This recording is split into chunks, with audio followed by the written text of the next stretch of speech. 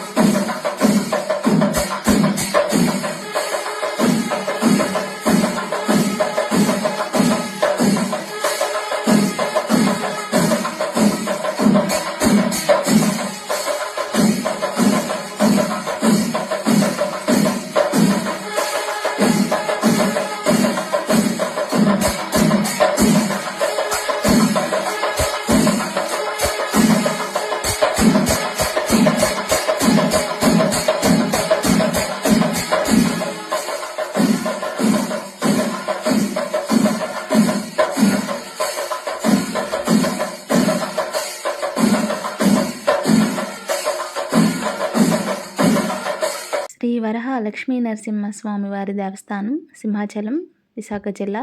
గిరిపై రాపత్తు ఉత్సవాలు తిరువిధుల్లో స్వామి దేవేరుల ఉత్సవమూర్తులు 10 రోజుల పాటు జరిగే ఉత్సవాల్లో శాస్త్రోక్తంగా జరుగుతున్నాయి.